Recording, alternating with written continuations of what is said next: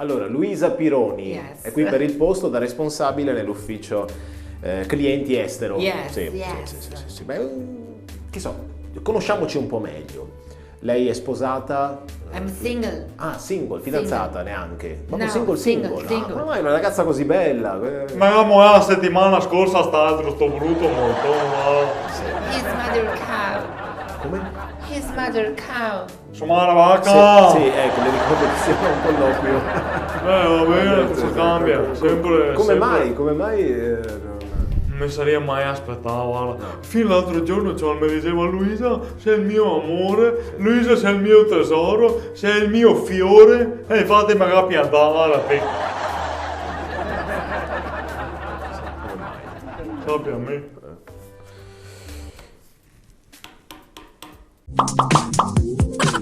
Il minuto politico, come sempre il nostro ospite, l'assessore Ciano Contin, e come sempre la nostra splendida Elsa Faggin, pronta a raccogliere le domande da casa. Un bacio a tutti voi che ci seguite. Sì.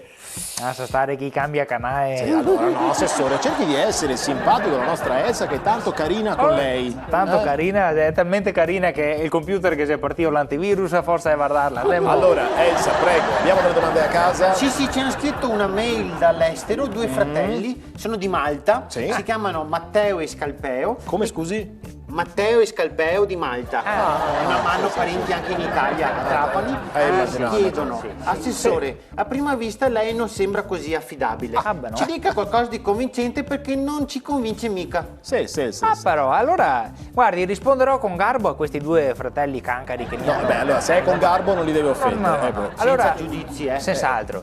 Allora, questi due personaggi io voglio rispondere con un antidoto. No, aneddoto, guardi, assessore, perché taco in venarve mi serviria un antidoto, però comunque è aneddoto in questo caso. È un antidoto che mi riporta all'infanzia quando ero all'asilo.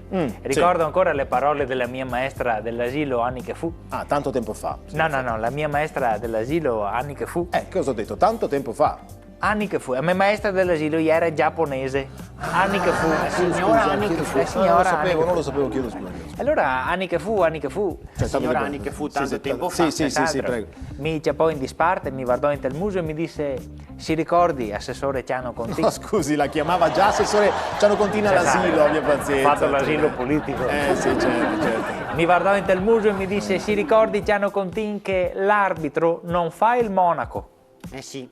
No, cosa è sì? È sbagliato, è l'abito non fa il monaco. Ma no, l'arbitro non fa il monaco. No, è sempre stato l'abito non fa il monaco. Ma sta attento, ragiona un momento. L'arbitro quando gava le partite. La domenica. E a domenica il monaco quando gava a messa.